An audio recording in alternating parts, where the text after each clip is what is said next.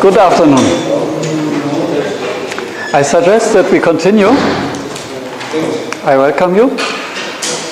And we started like last time already with a bit of light stuff. We defined what we mean by an optimization problem, that there are variables, an objective function, and constraints, and that these constraints can be equalities or inequalities.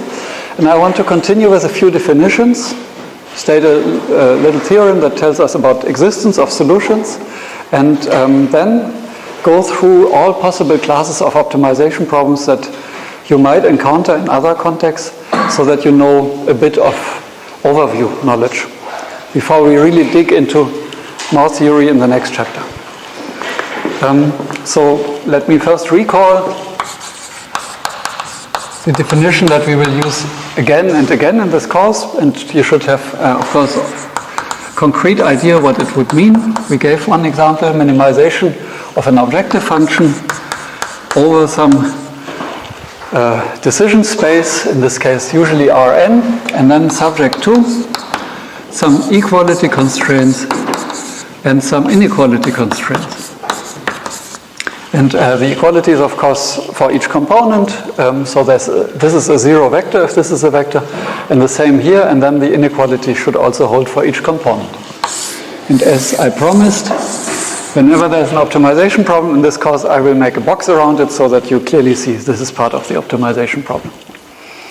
And based on this formulation, we can now go through a few definitions that allow us to talk about this optimization problem in a bit more elaborate language. And so I just go through them, definitions. And the first object that is obviously interesting is the feasible set. So the sets of points where we are allowed to look for an optimal solution, and that will be described by these constraints only. So a point that has the property that this is satisfied and this is satisfied is called a feasible point. Yeah? And now we can define the set of all feasible points, and that is the set of all feasible points. So we will actually define it to be omega feasible set. And I will, if I don't explain it otherwise, when I use omega here, I will always refer to the feasible set. And it is the set of all vectors in Rn which satisfy the equality constraints, and they satisfy the inequality constraints, also in this vector valued form. So that's an important object, because only across the feasible set we are allowed to optimize. I forgot, actually, there is another definition I want to share with you, that is the definition of a level set. Just to be sure that if you have some function, like the function f, for example, a scalar function, then we take the set of all Rn so that f of x is equal to c. That is a level set. Or if we make it smaller than c, then it is called a sub-level set. So these would be two definitions I want to share with you. And a feasible set, we denoted last time, I think, for our example. In the example that we had, I think, one inequality that was forbidding everything that was here, and then there was another inequality that was forbidding everything that was outside here, and then the feasible set was omega. That is the example that we had last time, but I don't give the example again. In this other example, we also had an objective function. I think the unconstrained minimizer would have been here, and then we drew some lines in order to explain where the objective function is, and these would be level sets of the objective function, where this is a smaller c and that would be a higher c, and this level set will allow us to visualize functions in 2D. Yeah? So it's a useful thing, and that's why we should define what is a level set. And the sub-level set is, of course, the set of all points which are below the value. So the sub-level set for this value of the objective function would be the inner part of this circle, including the boundary. Just so that we know what we talk about, and now we can define what is a global minimizer. Yeah? And this global minimizer is, of course, the dream, what we want to find. And I should say that I use the word minimizer for the point that achieves the minimum. Yeah? So we can also use sometimes the word minimum point. That's another notation that, notion that people use, or also just minimum, a global minimum. But by global minimum we mean actually the value of it. So it would be most correct maybe to say a global minimum point and a global minimum value to distinguish these two things. But let me just say what we mean by it. It should be the point which among all feasible points has the best objective value, the best meaning the smallest one. We always minimize in this course, maximizing you can just do with a switch off the sign, right? So x in Rn is a global minimizer. I will not repeat it. If and only if. First of all, x should be a feasible point, so I express it by x in omega, to just have a shorthand. You could also say it satisfies these two sets of constraints. But it should also have some property, and that is that for all other x's which are in the feasible set, we want that their function value should be just bigger than the function value at x star. That is the definition of a global minimum. So here's one side and here's the other side.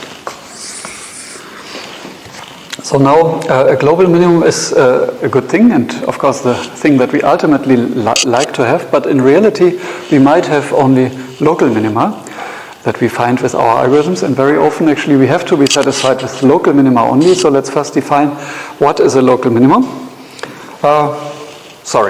Before I define that, I define what is a strict global minimizer. What is it? It's actually the same thing. It should satisfy these things, but then, so it should be x star element in omega, and now it should actually be that all other values are worse, so we will actually restrict our comparison to all values which are in omega but not x star itself. So we will actually say for all x that are in omega, sorry, this omega is very badly written, but without the point x star, so we exclude the set which has only one value, namely x star, and for all these we want that this inequality is strict. So f of x star, it really is a worse objective value. So we have a global minimizer, a strict global minimizer, and what we could now define is a local minimizer. The local minimizer is a point that, maybe I make a boundary here so that we are clear where the definition is. So x star is a local minimizer if and only if x star should be feasible. So never forget that, that's part of it, so otherwise the point cannot be a minimizer. It must be feasible, and it should there should exist some neighborhood around the point. For example, if we want to check this for local optimality, we would have to find a neighborhood around it, which I call n. So there exists a neighborhood of x star. Maybe I denoted this.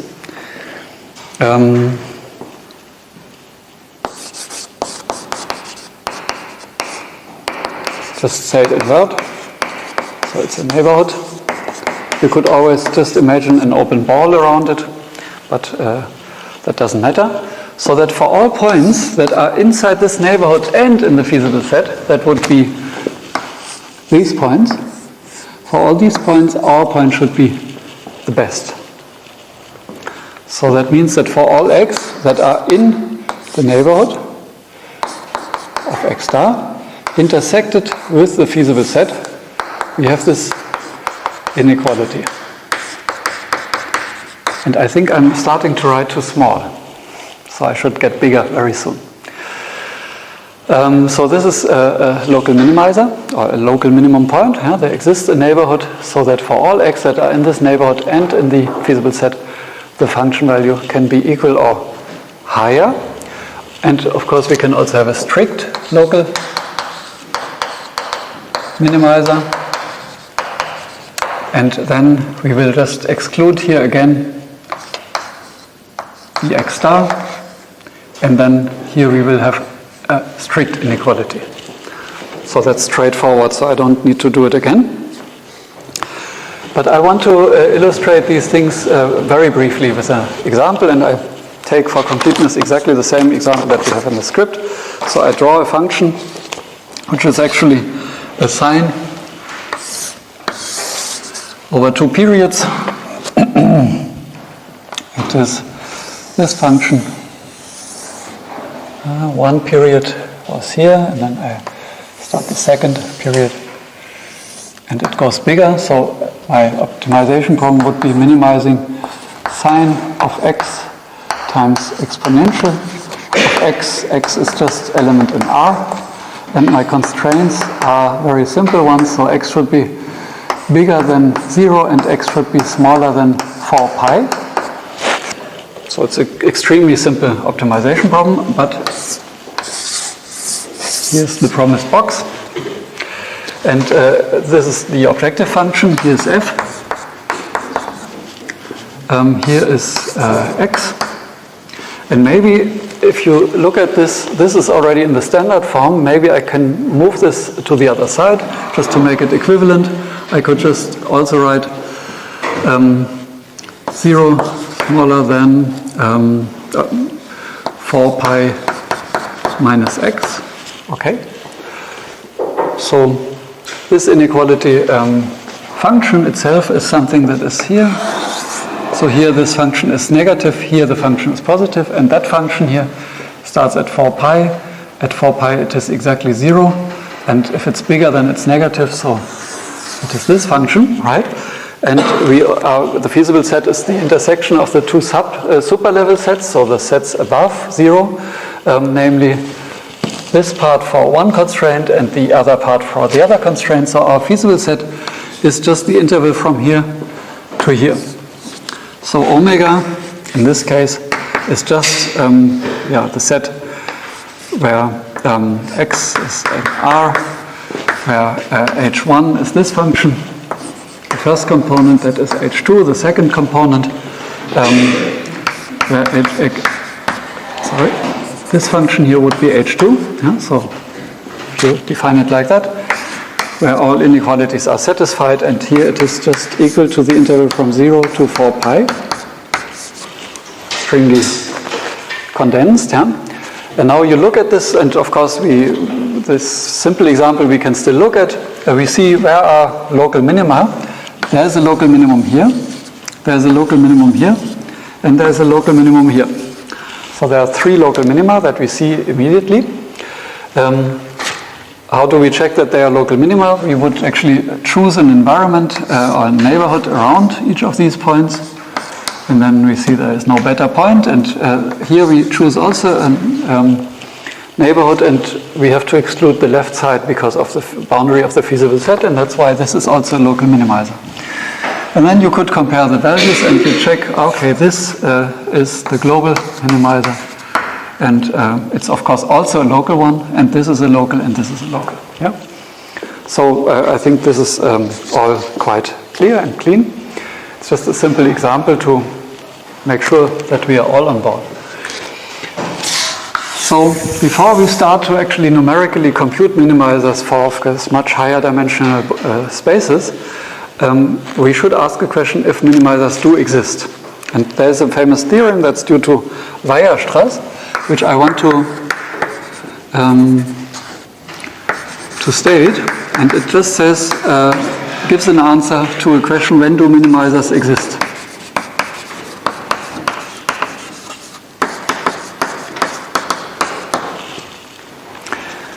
And I cited what it will actually say. Just says if you have a continuous function that's defined on a compact set, it will have a minimum and also a maximum value. But we are here interested in minima, so we don't talk about the maximum value. So it says if omega is non-empty and compact,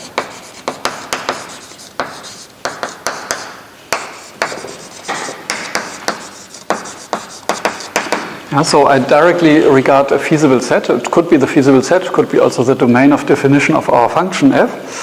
And compact, I recall, just to be sure, means that we have a bounded and closed set, just in case.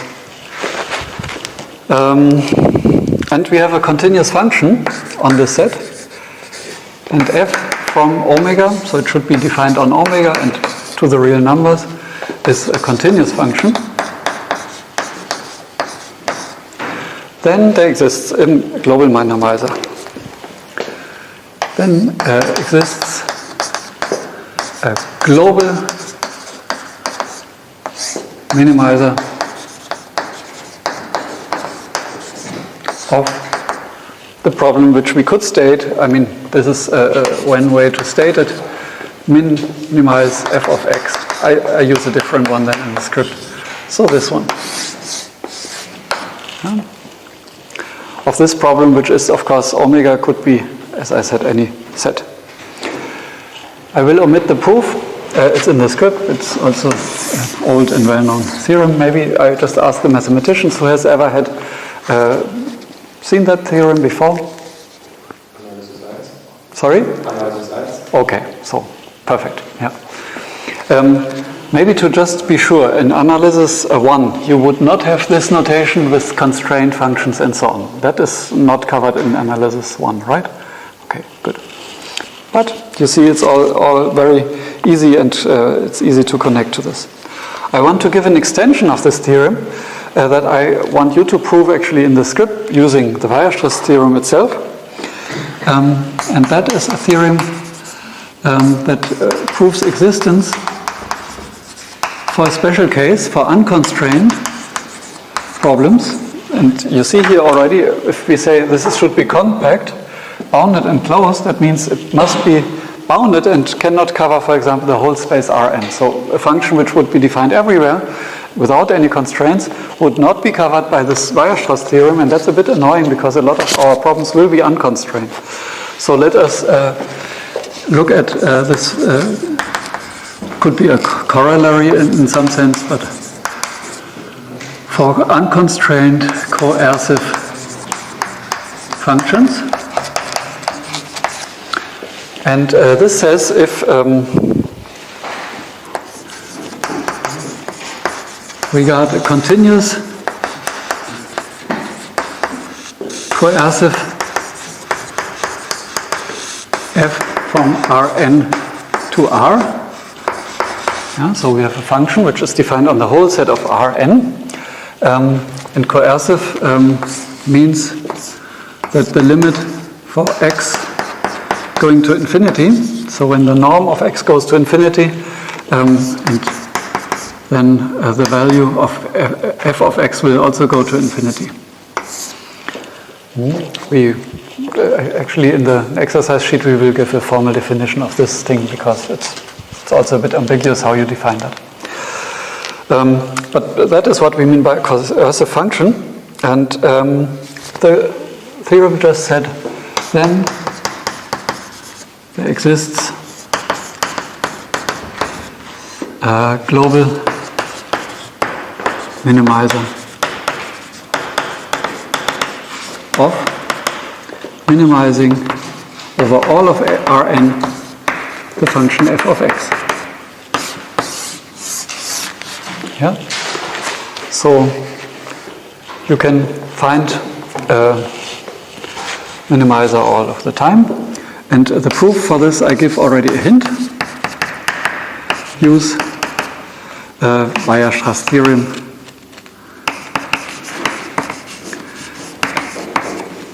And that's all I say at this point. It's relatively easy, I think. So the conclusion is, we know how to formulate a problem, we know how to write them down, we know that solutions exist under reasonable assumptions. But what remains, and which is actually the question of this course, is how do we find these minimizers? Yeah, so that is the main topic of this course. And we will go through a lot of numerical methods to solve these things. But before we go through them, I want to have a view on types of optimization problems. And you should think of coming into a zoo, and then you go into the zoo, and then you can actually watch one animal, and then you see, at the moment, everything is an animal, right? But then someone tells you this is an elephant, this is an ape, and so on. And after a while, you will be able to recognize them. And so that's what we want to do with optimization problems. I would like to give a bit of more specific names to a specific optimization problems so that we are more easily communicating about them. Before we start the next chapter, is there a question regarding these basic definitions from the first chapter? Okay, then I'm happy that we directly continue. So we go with chapter 2. Types of optimization problems. And what we have seen on the blackboard here at the top, this is what we will generally call a nonlinear programming problem. Yeah, so I start with this general thing, nonlinear programming. And we will abbreviate it as NLP. And what we mean by this is just an optimization problem which looks exactly like what we had before. I state it again.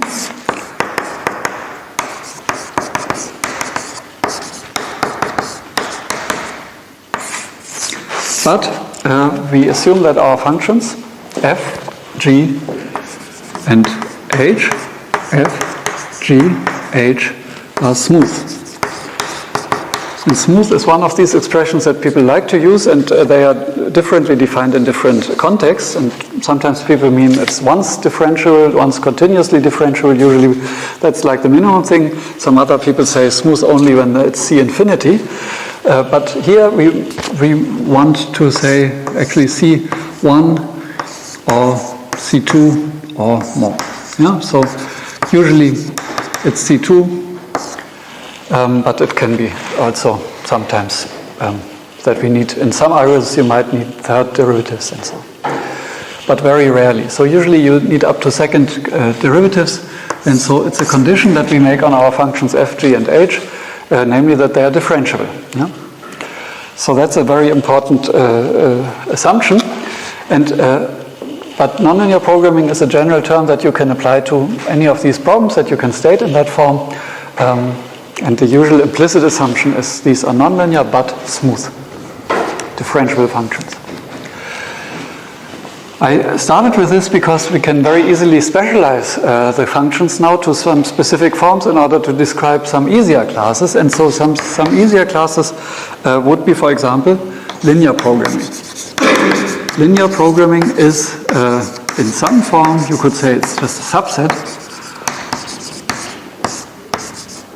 And it's abbreviated LP. And what linear programming refers to is a problem where all these functions are linear. Actually, they are not linear, but affine. Linear and affine are very often mixed with each other. And so it just says f, g, h are affine. And in order to make it more concrete, let me just state how that would look like. So you could have a problem that looks like this, minimize over all x in Rn. Then your objective function is a scalar function which should be affine, so it can be a vector c of the appropriate dimension transpose times x plus a constant. But this constant will not change the solution, the minimizer, so we usually don't have that constant, but that is in principle could be there. And then we have linear equalities and linear inequalities, and one way to write them is by a matrix A times X minus a vector B, that should be equal to 0, and then we take the same with the matrix C times X minus a vector D, that should be bigger than 0. So this would be the general form of a linear programming problem, and you see that it's a very specific case of an NLP. Yeah, we wouldn't usually call this an NLP, it's an LP. Yeah? So an optimizer,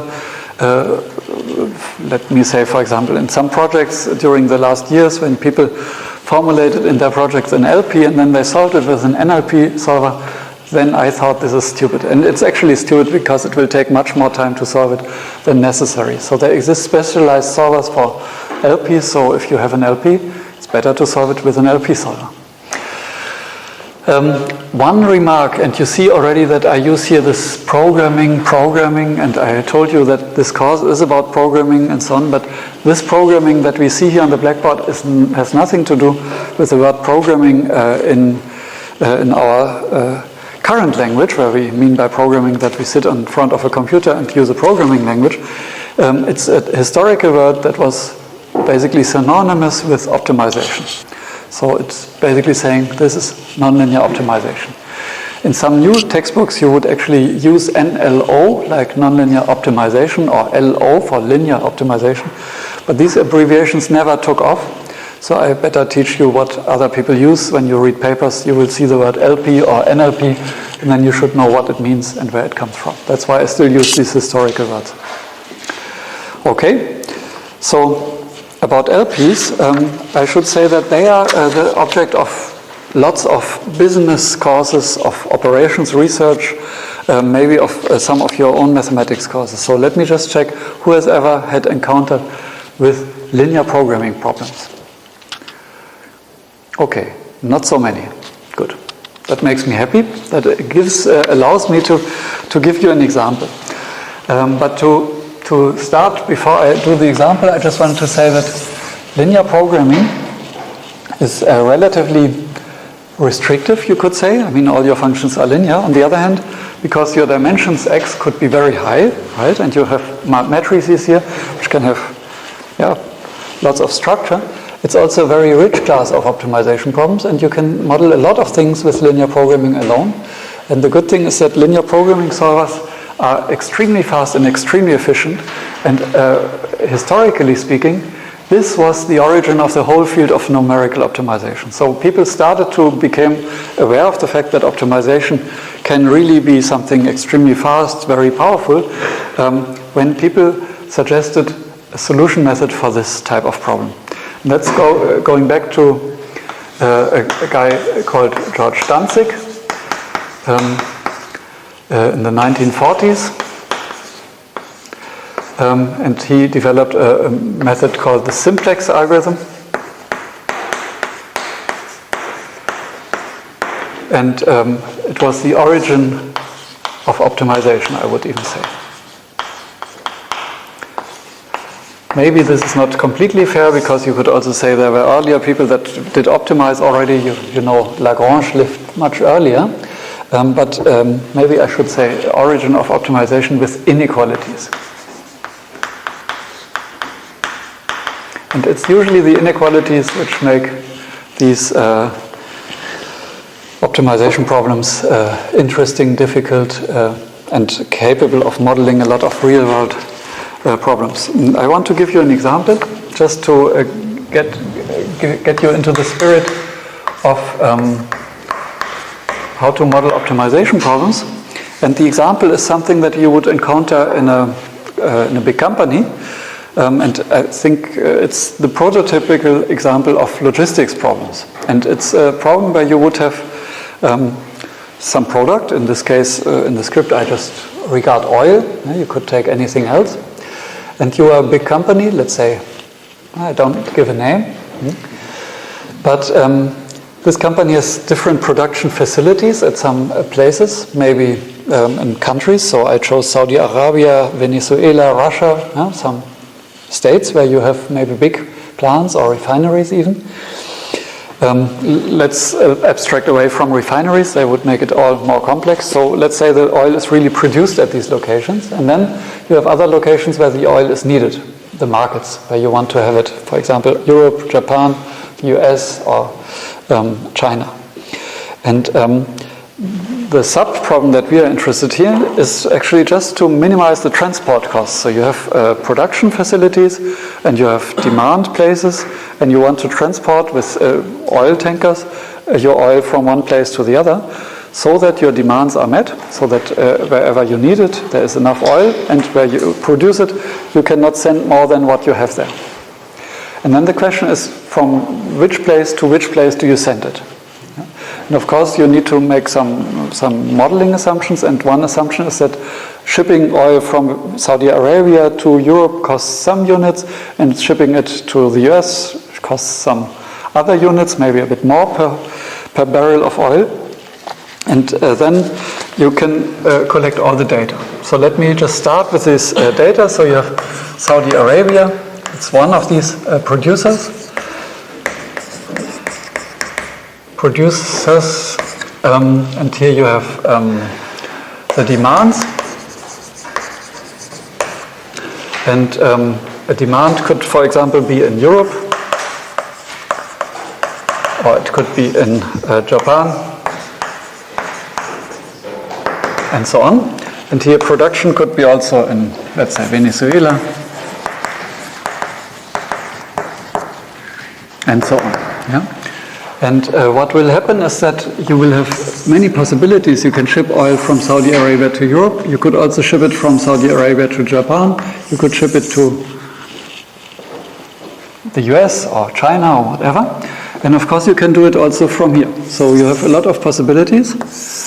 And all these possibilities are things among which you would like to choose. And for each of these paths you have some costs of shipping oil, and these costs are actually, I denote them by Cij, the cost to ship from a location I to a location J. So here we have an index I, and here we have the index J, and J goes from 1 to M, and I goes from 1 to N, just to be consistent. Yeah.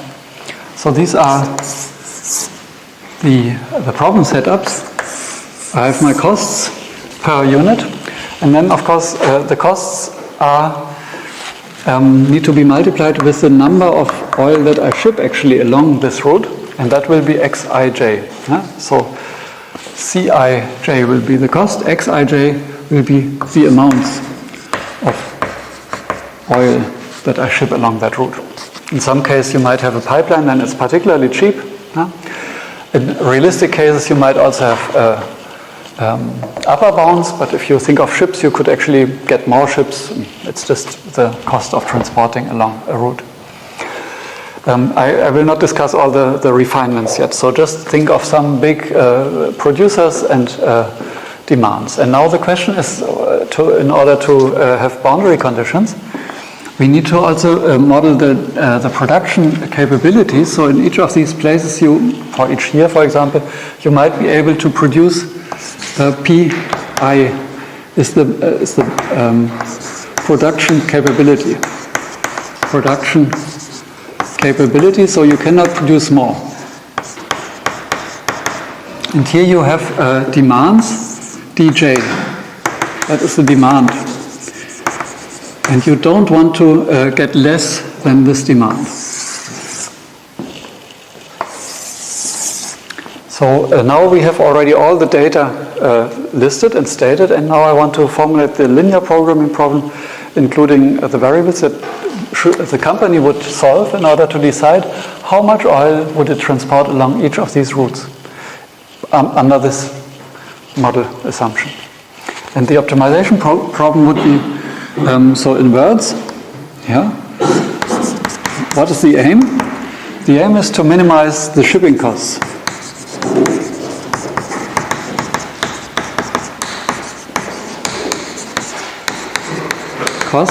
And what are the shipping costs? It's the sum of all the Cij times all the Xij over I and j. Always going through these full index sets. But respecting the constraints, so the cheapest thing would be not to transport any oil, of course, so that's not what you want to do. But you want to respect some constraints on production and demand.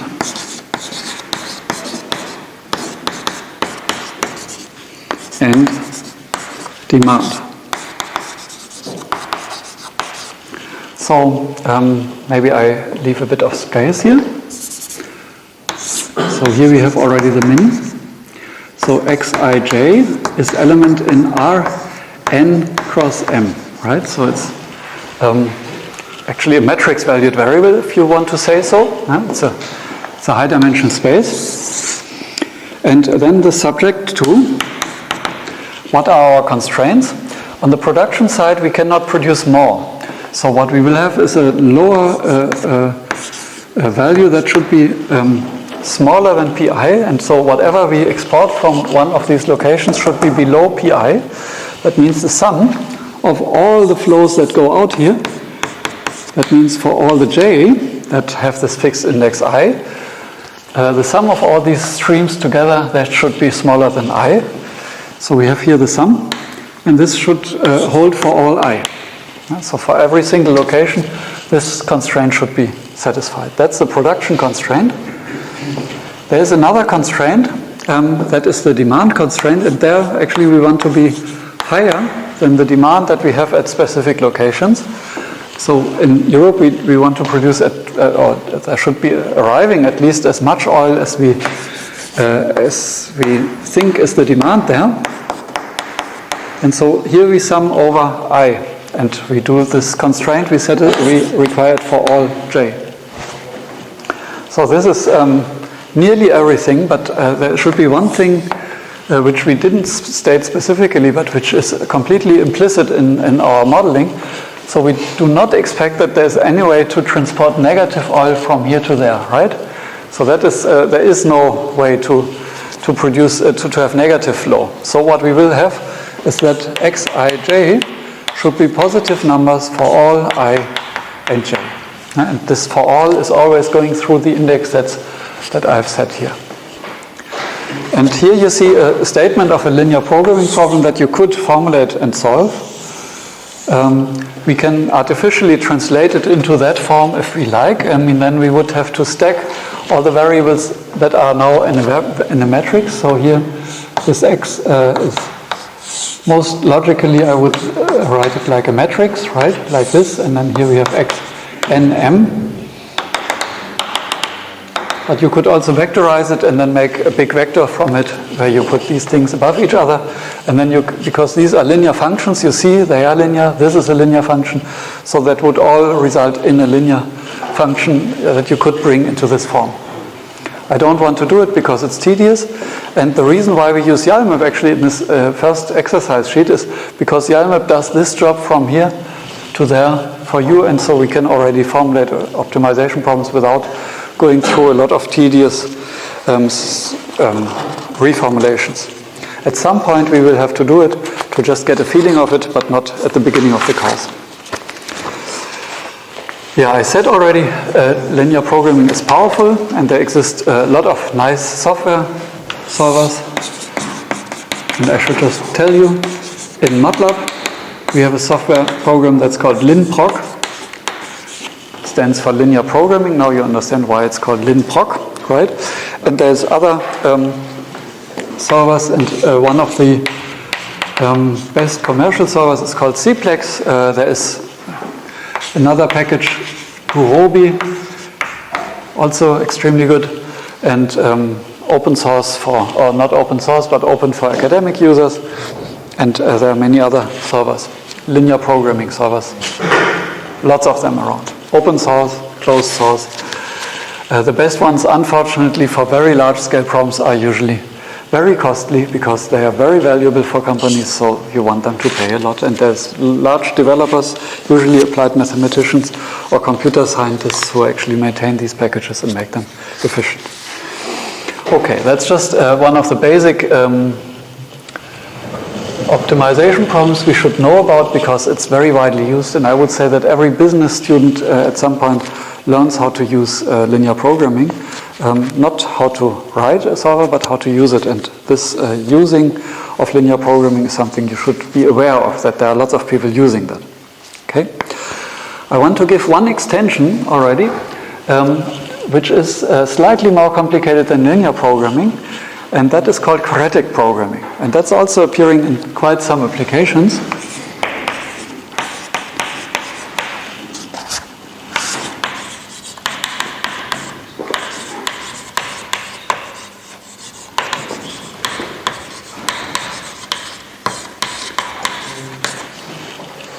And of course, the abbreviation is QP, quadratic programming. When you see that, you mean, well, it's always QP solving. And what it just says is that F is linear quadratic.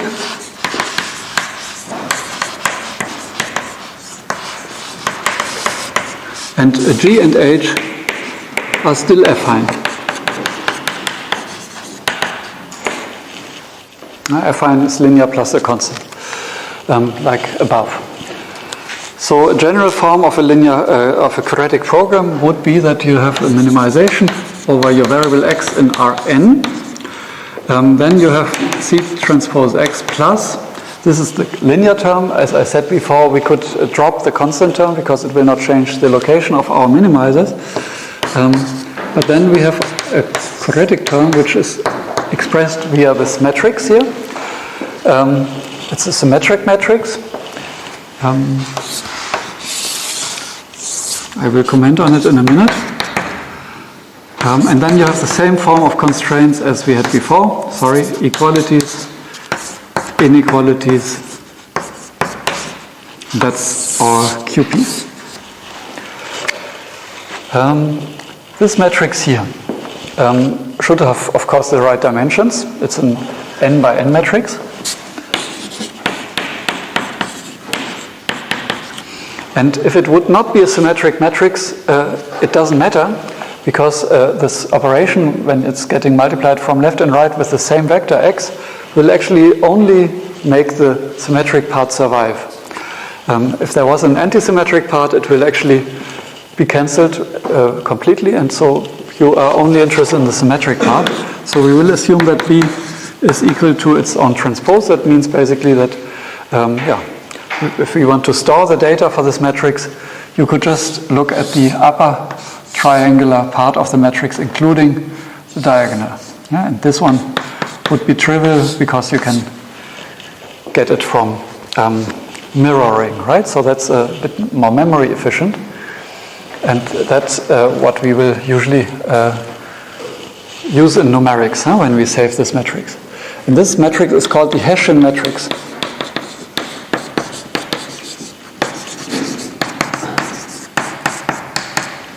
And it is called the Hessian matrix because it is actually the Hessian of the objective function. So if we say f of x is C transpose x plus 1/2 x transpose bx, then you can compute its gradient. The gradient obviously is just C plus and then b times x. Yeah? And the second derivative, and here's, because this appears twice, the 1/2 is cancelled. And the second derivative, the Hessian matrix, is just B. And that's why it's called the Hessian matrix. It's the second derivative of the objective function. So now, this matrix can have different properties, and the most important of these properties is convexity. So I will dedicate a full chapter to that very soon, but let me just define what we mean by a convex QP. A convex QP is actually a QP where this matrix B is positive semi-definite. B is positive semi-definite. And positive semi-definite means another way to write this would be to say it satisfies a generalized inequality. That's just a shorthand notation for this. Yeah? I will use it from time to time. Another way would be to say all eigenvalues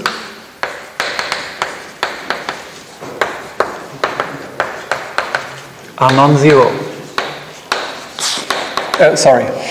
Non-negative. So there can be only zero or positive eigenvalues, but no negative ones.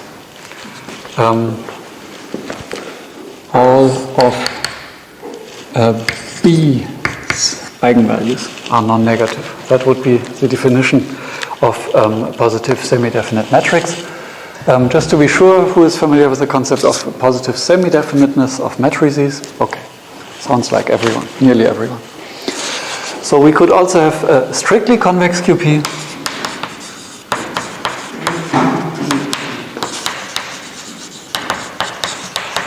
And that is just B is strictly bigger than zero, meaning all eigenvalues are positive, really positive numbers. Or it's a positive definite matrix. I should say the problems get easier and easier, so QP can be extremely difficult to solve if this matrix has mixed eigenvalues. I mean, if it has not only non-negative ones, but also some negative eigenvalues, this QP could be NP complete, so it's really difficult to find a local minimum. A global minimum, sorry. A local one is possible, but a global one will be impossible. A convex QP is already tremendously easier, so that's the big thing that gets much easier. So once you have a positive semi-definite matrix here, things get extremely much easier, and we will prove actually in the next hour that there can only be one local minimum, or not, this is not right, but every local minimum is actually a global one. We can prove that easily. And if it's strictly convex, if this matrix has all positive eigenvalues, you can even show that the minimizers are unique. So actually there is only one minimizer, one unique minimizer for the whole problem. And it is already the global one, so it's the easiest class of QPs are strictly convex QPs. I'm not sure if I should give the examples. So are you interested in going through the examples for non-convex or convex QPs? I mean, I have them in the script, but I could also skip it. Who's in favor of going through the example? Who's in favor of not going through that example? Or skip. Sorry? Skip. Skip. Yeah, who is in favor of skipping? Okay, so it's like 1 against 3 or something, okay, and all the others don't care. What I suggest is that we do a short break now, like we always want to do a short break at 3. We cover at 3:15, and we go on then with the next section 2.4. Okay. Convex, and I wanted to define what we mean by convex optimization problems in general, and they are a very important class, so I dedicate already now in this beginning, this typology, a short section to convex optimization problems in general.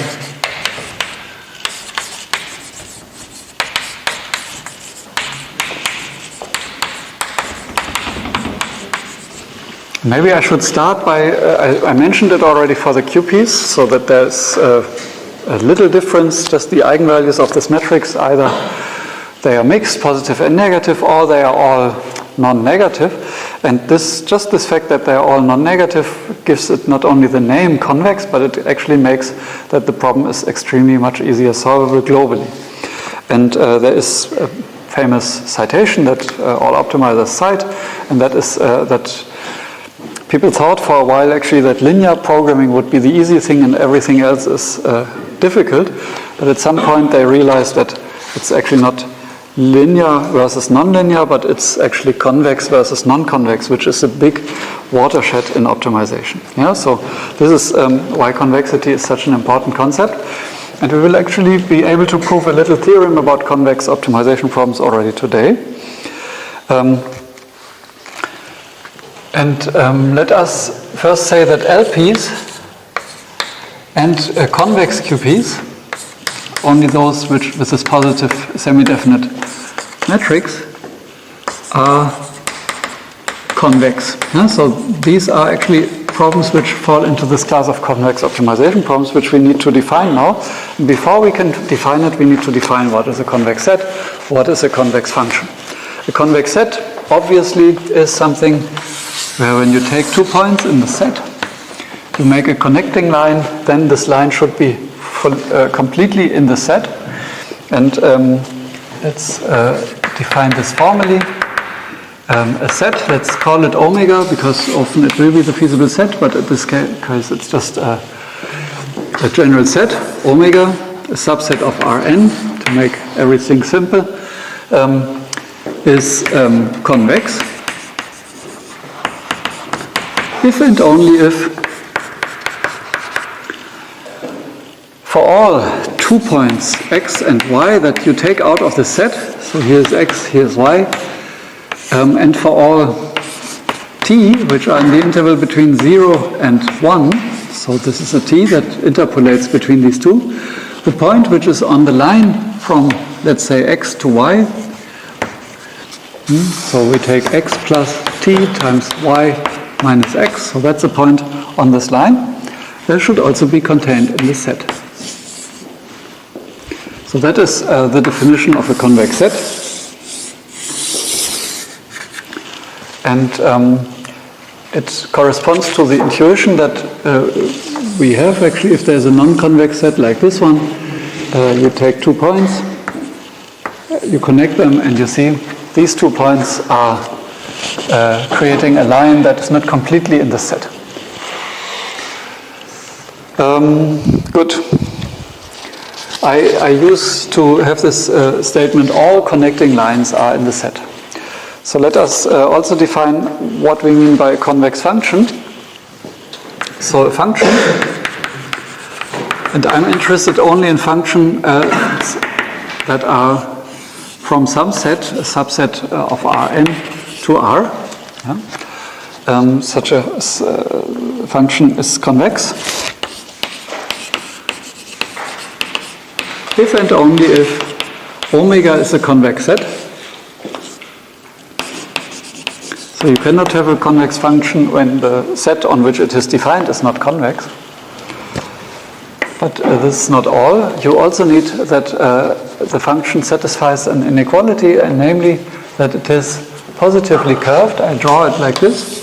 So what you want is if you take 2 points on the graph of your function, so here's x, here's f of x, and you draw the connecting line, then you want that this connecting line is above the function graph itself.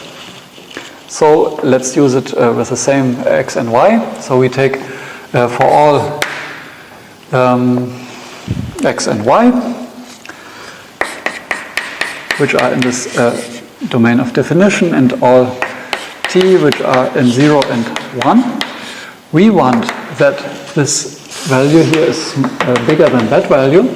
So let's actually place this value first. So f evaluated at the point which goes from x to y with the length t should be smaller or equal to the interpolation of the two function values, which is actually f of x plus t times f of y minus f of x. So this is the definition of a convex function. And please do not forget that this is part of the convex function definition, because otherwise this value might not even be defined. If the domain is not convex, then this function might not be possible to be evaluated at some of these intermediate points. One interesting point about these convex functions, so we have set, we have function definition, so these are two different definitions, but they are very related. And the easiest way actually to define a convex function would be to say a function is convex if its epigraph is a convex set. So that is one statement I want to make. F is convex if and only if the epigraph of F is convex. Yeah? One is a set, one is a function. And the epigraph of F, let me just define it. The epigraph of F is the set of all pairs where you take X and S, which are elements in Rn plus 1. So it's one component more than the original space. And it's the set of all points which are here above the function. So it's the set of all points where X is element in omega and S is bigger than F of X. So you see that if omega stops somewhere, so let's assume that omega, for example, would end here, so that could be the definition, and from here on the function is not defined. There is also no element in the epigraph anymore, and the epigraph would end here. And because of this, sometimes people use an extended value definition of functions.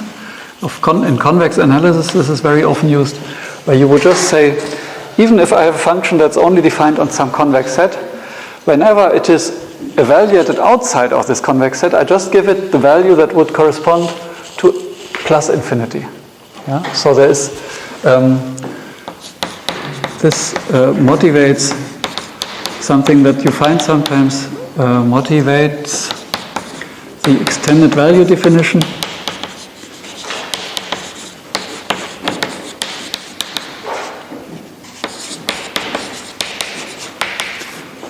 For functions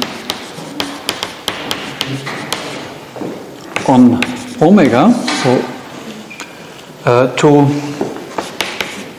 all of Rn, with, you just say f of x is equal to f of x, so I call it maybe f tilde, if x is element in omega, and otherwise it's plus infinity if x is not element in omega. And this definition of this extended value function, or this extended value definition for functions, is completely consistent with this epigraph definition, because everything above the function is contained in the epigraph, and if the function would take plus infinity here, it would also reside in no point here. So they have the same epigraph. So this is something that you sometimes see, and one very consistent way of treating infeasible points is just to give them the value plus infinity, because we minimize an infeasible point is a point which has the objective plus infinity. That is one way to look at it. This is just something I wanted to share with you without any consequence at the moment.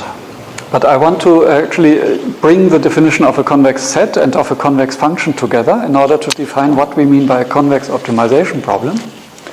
And a convex optimization problem is, in fact, an optimization problem where both the feasible set is convex and the objective function is a convex function. So,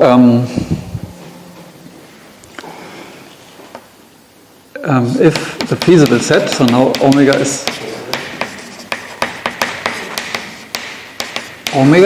is convex, and the objective f of x is convex, so one is a convex set, the other is a convex function, then the problem of minimizing f of x subject to x in omega, so this is one way to write this whole thing.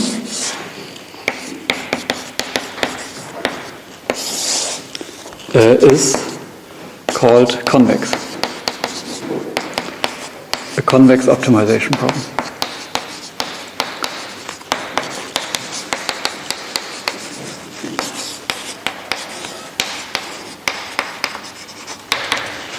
So that is in some sense easy. When we use this extended value definition, we could also just say this is an unconstrained problem minimizing f tilde, and then we can forget about this feasible set. And then we would only have to say the function should be a convex function, meaning that the epigraph should be a convex set.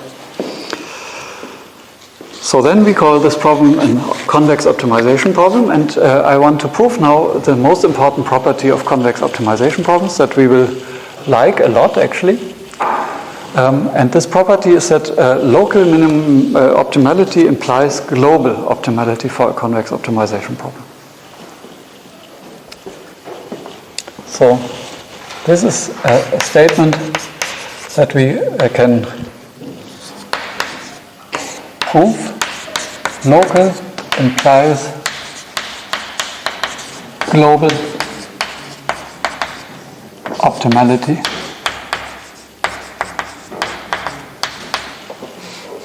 but only for convex problems.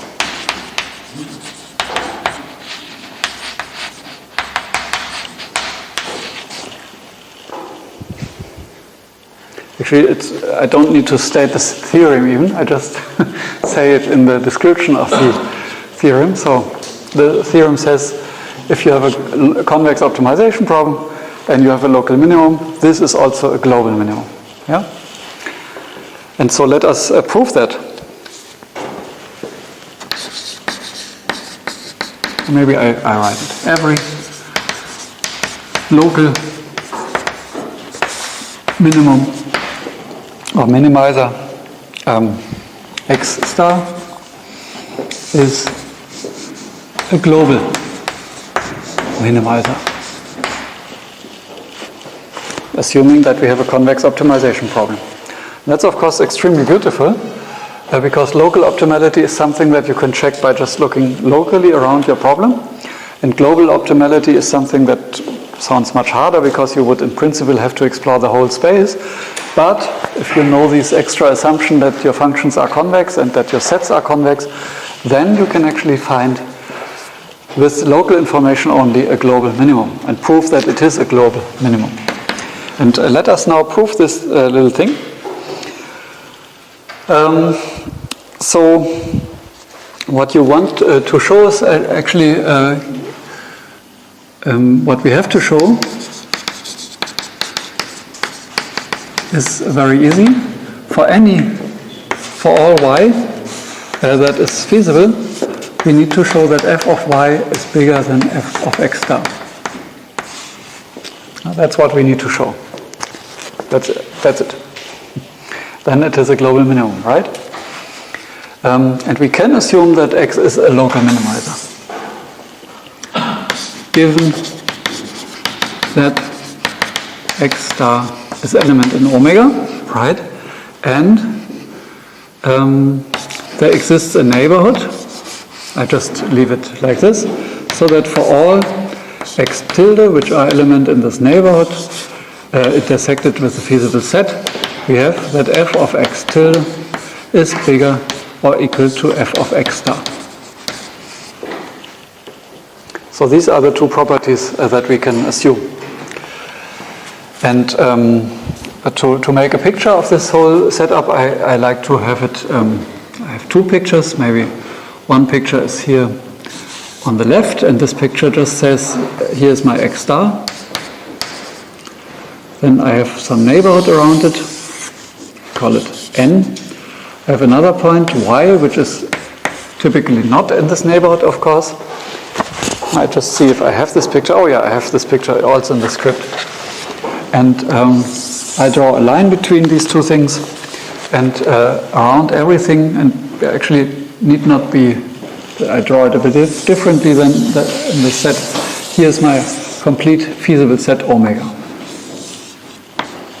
So that's the situation that we look at, and of course there's no necessity that our neighborhood is contained in this set.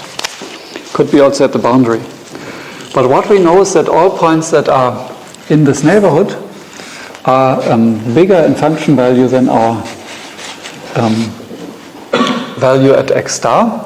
And so I can also pick one point on this line which I call x tilde, so it's one of the specific points in this neighborhood, but I can actually take one on the line. And this point will help us to prove global optimality, and let me draw it. So what we will actually use is convexity of the set and of the function. So let's first use convexity of the set.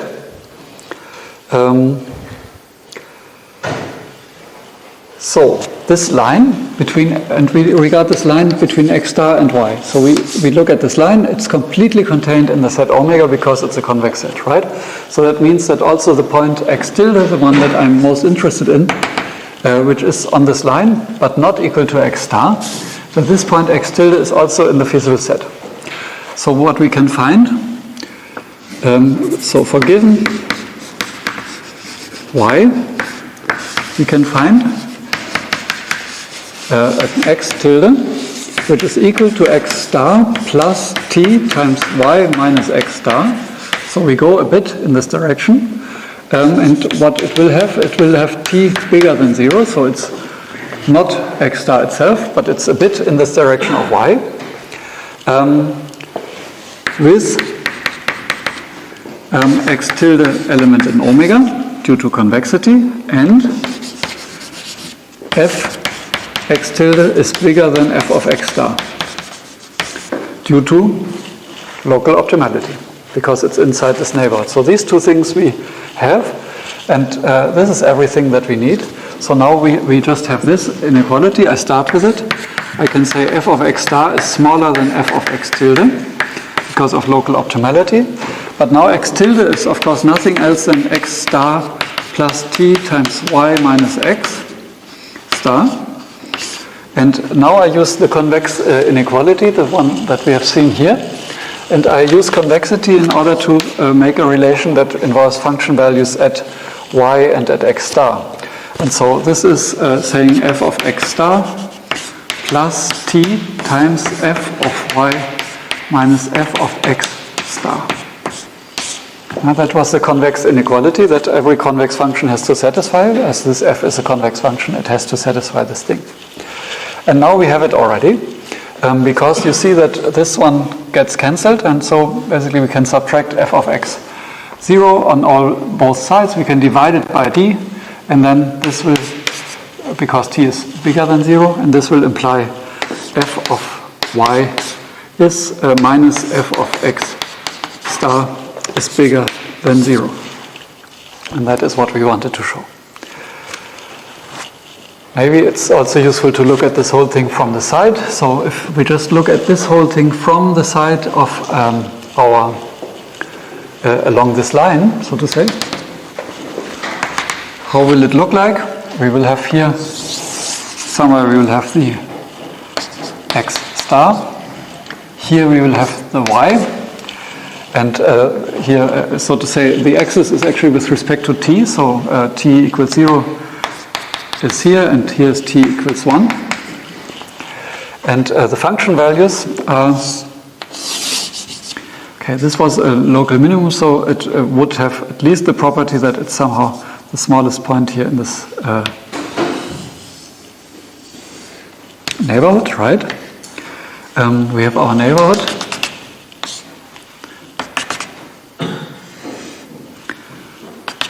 And here's f of x star. Somewhere in this neighborhood is f of x tilde.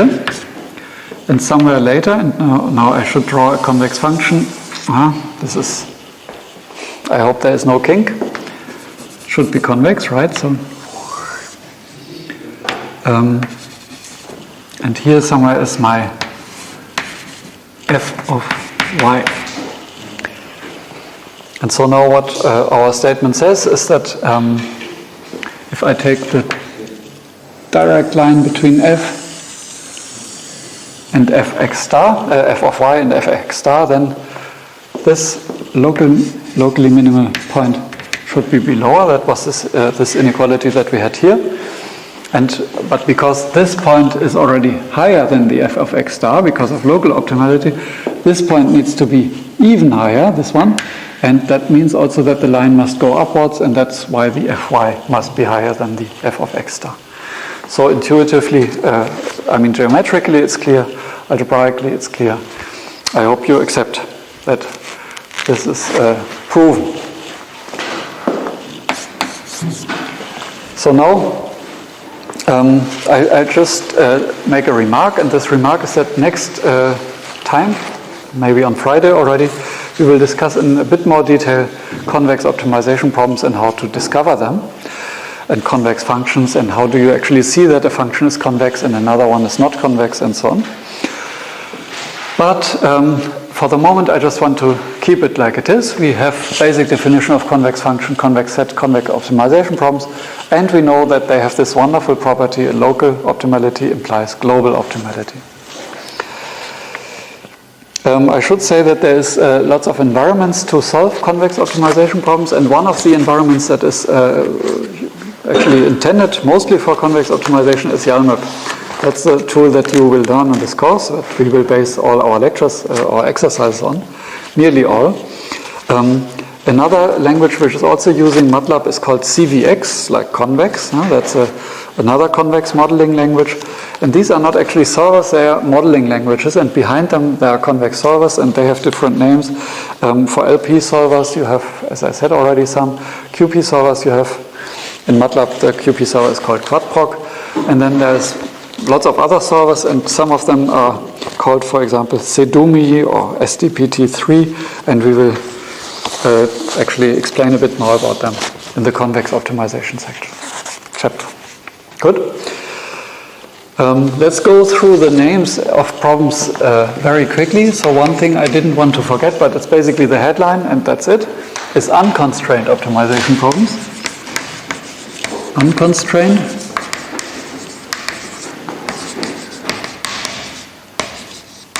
So unconstrained optimization problems are problems where we are not interested in the constraints, but we just assume that there is a function f, for example, defined on all the real numbers, minimizing f of x, x in Rn, and that's it. No constraints. Yeah? Then you can have, sorry? Here the feasible set is convex, but the function f could be non-convex. Yeah, general f. Yeah, f. Typically we assume it to be continuous. You can even weaken that a bit, but yeah. F could be also convex, and we have a convex unconstrained optimization problem. This is just a category that I wanted you to know, but I think you know it already. Unconstrained optimization problems, and they are actually part 2 of this lecture.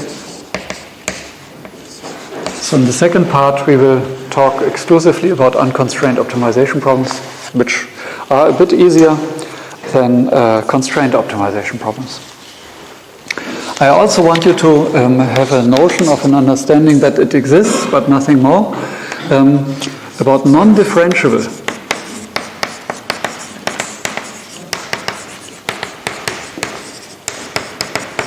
That's of course also not alternative, but it can be both. Non-differentiable optimization problem is that f or g or h of any of these functions could be continuous, but not differentiable. And if we have not differentiable, then a lot of the theory that we develop and a lot of the algorithms cannot be applied anymore, because most of the stuff that we do in this lecture is based on derivatives. Yeah. Even checking optimality for non-differentiable function is a pain. Yeah? So it's not an easy thing. I just wanted to tell you that they exist. We will not go into detail, but sometimes you might encounter in some application a non-differentiable optimization problem. And usually in computer codes, if you have model equations, they are often caused by ifs.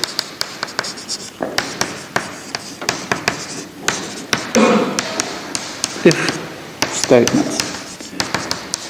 Yeah, so if in the evaluation of your function you have an if statement, so if x is bigger than 5, then make this value, and if it's smaller than 5, then do that value.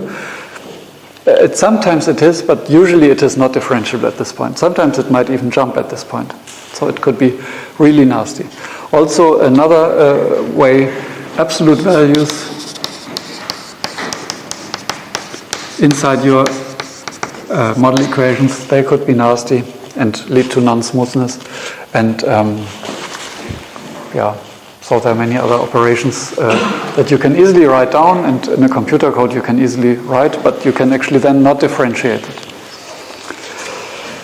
Okay, so just that you know that it exists. We don't want to go into detail, and also we don't want to go into detail with the next class, but I want you to know about them. Because I always assumed that our set is Rn until now. But of course there exist a lot of problems where you would say, actually I don't have continuous variables to decide, but I have integer variables to decide. Just think of this oil shipment problem. And if you have not oil, but you have cars. Yeah? So you have production facilities for cars, you have locations where you have to deliver your cars, and then you're the logistics company that has to do that, yeah, for some big car manufacturer. They have the cars here, here, here, they are the destinations, and then you need to decide how many cars go at each road, but you know that these cars will be integer values. I mean, there can be only 5 cars going that way, you cannot have 5.5 cars going some way, right? So, in a more general statement, we even call these problems mixed integer problems, because they can have either some real or some integer variable. And as usually, we call it, again, mixed integer programming, MIP.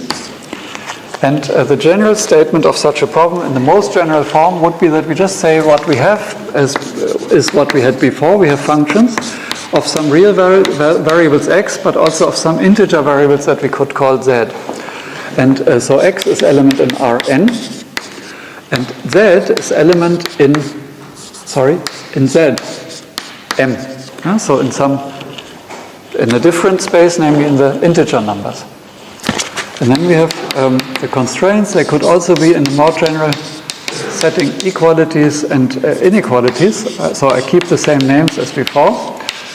But of course, things get quite different now because of these integer values. So it wouldn't make, in general, make even sense to think of these functions as being differentiable with respect to z. And very often they are not. So for every value of z, you have a different function h, so to say, and then you need to find the right values of z. In the extreme case that you have only integer variables, yeah, then you would call this an integer programming problem. Yeah.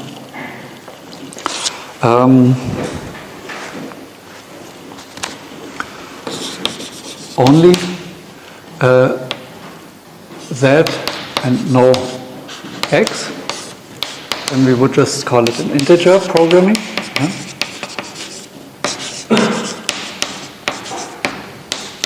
IP.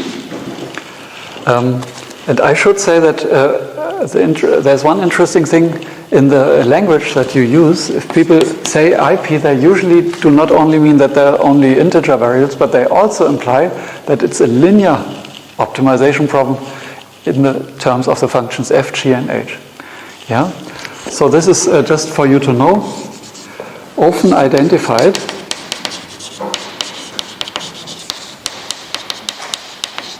with linear IP. Yeah? Linear integer programming, meaning that f, g, and h are affine functions. With affine f, g, and h. And these functions are affine in the integer variables, but still they are affine. And so you might wonder if they take integer values, is there any use of linearity? And in fact, it turns out that in the algorithms there is a lot of use of linearity, even if you have integer functions. So if this is a linear function depending on an integer variable z, but you can evaluate z only at different discrete points, then you might say, well, what does it mean that it's linear? Is it so important? But it is, and the reason for this is that many of the algorithms that are used for dealing with the integer variables are based on techniques which all are derivatives of what is called branch and bound. Yeah? And branch and bound is is just the simplest of large class of integer programming algorithms. And these are based on relaxations of our problem. And what is a relaxation? A relaxation is, of course, like in the usual language, is something where your constraints are not as strict as they originally were. So you relax something. Yeah? So how do you relax an integer or a mixed integer program? You relax it by making some of your integer variables real. And then you enlarge the feasible set. Yeah? So making Z real. Yeah? And so if you think of why do we call that a relaxation, if you have here a component Z, let's say Z1 for example, or Zi, some of the components of the vector Z, then the integer values are this, like 0, 1, 2, and so on. You could have another one that is J. Yeah, so here also we have integers 1 and so on. And so these would be the points which are actually possible to choose. Yeah? So that is a grid. And we can only choose these points. These are the points that we are allowed to choose from in this space. Yeah? So they form a grid. But if we relax it and we, for example, would allow the variable Zi to take real values, then we would allow all these points and all these points and all these points. And you see that the feasible set, the set of points from which we choose, is bigger. So that's why it's called a relaxation. And if we would also allow Zi, Zj to be real, then we would allow the whole set here. Yeah? So everything would be allowed. Yeah? So the whole space. So we make it even larger. And so relaxing the integer constraints is what we do. Maybe I call it relaxing the integer condition.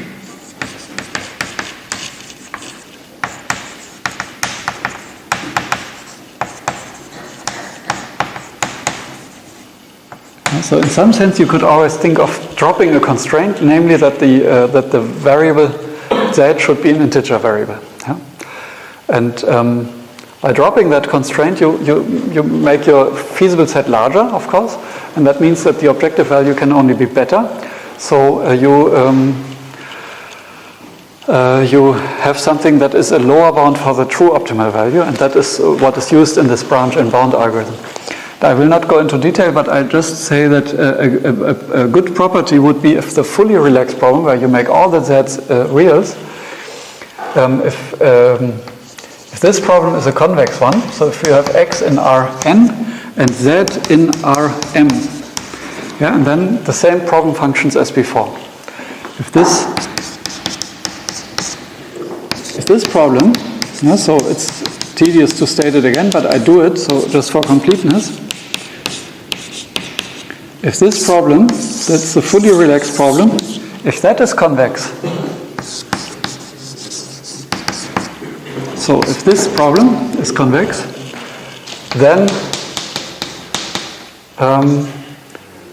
B and B, so it's not bed and breakfast, it's just branch and bound, it's the abbreviation for that, works efficiently, let's say. I mean, it's still, it can have exponential runtime in the problem data, but it works much better than if this would not even be convex.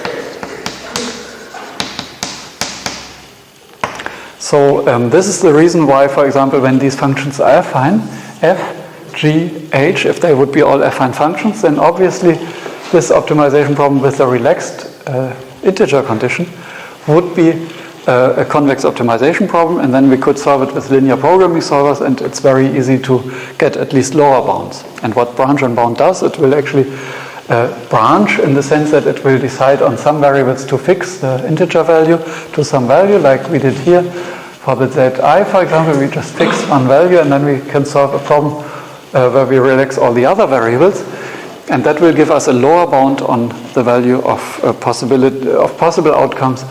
And if we have already some other value that's better than this relaxed value, then we can throw out the whole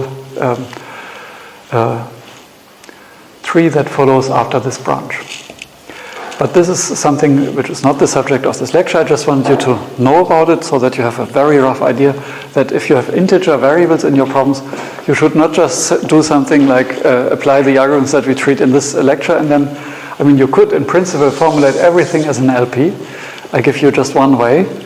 What you should not do, yeah, I just explain it what you should never do. Yeah. You could formulate, how could you formulate it? An integer constraint you could formulate like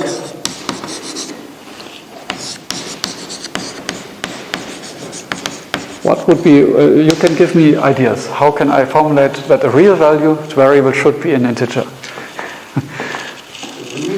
Yeah, I mean, I just have a z element in R, so it just would be something like of full space already, so that I can apply differentiable functions, and then I want to find an equality constraint that just makes that this can only take integer values. And of course I could take something like a sine functions, right? So I could take sine of pi times z is equal to 0. That is expressing integer constraint, because yeah, every multiple of pi, the sign will have a 0 here. And so in principle, it is easy to formulate an integer problem using the framework of linear programming, and then you could just use the solvers for linear programming. But the problem is that these solvers for linear programming, they will find a local minimum, and a local minimum will be if you started here, you will stay here. If you started here, you will stay here. So there's no chance actually to really get something meaningful with this constraint. I mean, there might be some exception cases where people use it and it's useful, but I wouldn't recommend it. Instead, you should understand if I have integer constraints, I should try to formulate my problem with convex functions f, g, and h, preferably even linear. So if everything here is linear, then you could be happy because you can just use linear integer programming, or integer programming as it's called. And then there exist very efficient algorithms which are usually making this linear programming as a sub step. So they solve thousands or millions of LPs actually while they solve this integer problem. And so most of the packages that I mentioned before, like Cplex and Gurobi and many others, they would actually also be able to treat integer variables directly. That's not the focus of this lecture, but it is a big part of optimization, and a lot of applications actually require that. And so it's interesting to know that it exists. It's a different field, and mostly when people treat it, they directly treat linear integer programming. And they restrict, so to say, the difficulty of the functions is away, and all the difficulties is in this set of points. Yeah, I should say there exists also a mixed integer linear programs where some of the variables are linear, real, some are integer. You can also have mixed integer quadratic programs where the objective is quadratic in both and the constraints are affine. So everything the same. We just say mixed integer if it has real and integer decision variables. That's it, actually. And I wanted to finish here. But before I completely conclude this course, I wanted to advertise one thing because it's important to do it in this week, I realize. So we have a follow-up course to this lecture which is going into the direction of optimal control. So numerical optimization, like we do it here, is always in the space of Rn, finite dimensional vector spaces. But there is an extension where you would actually apply it to infinite dimensional spaces, in particular control trajectories. So for example, when you control a car, you can drive, and every millisecond or microsecond you can in principle decide on a different position of your steering wheel. And so you have, if you drive for 10 seconds, you have already infinitely many decisions to do. And of course also infinitely many trajectories that you could follow. And so optimal control regards optimizing in the space of these controls. Usually it's optimization with some differential equation models, and models are very often formulated in form of either ordinary differential equations that we are all familiar with, or with a slightly more elaborate form that is more powerful, that is called differential algebraic equations. And so the course that we offer just when the semester stops in February 15 to February 26 is called optimal control with differential equations. So I could actually give it in this typology. You have also optimal control. So optimal control is actually the same as also optimization. Hey, optimal control is not treated in this, but there is a course on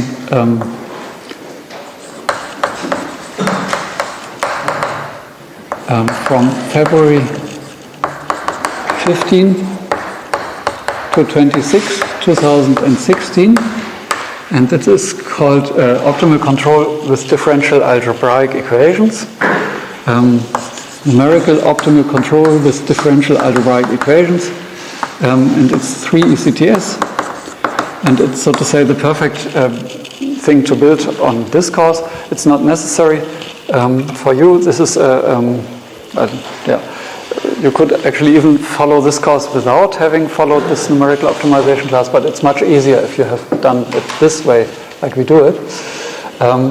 And this is it's a spring school, so it's something that we offer not only to Freiburg students, but to usually also external PhD students.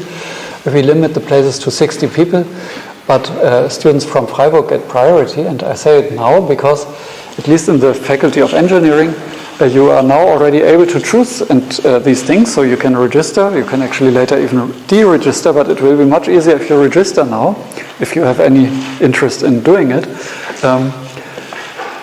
And the deadline for registering courses for the semester is unfortunately ending at, I think, 31st of October. So if you want to register to this, you should do it now. Later, actually, Dimitris or I can add you if you still want, but it's much easier to register now. So I encourage you to register for that if you are interested at all.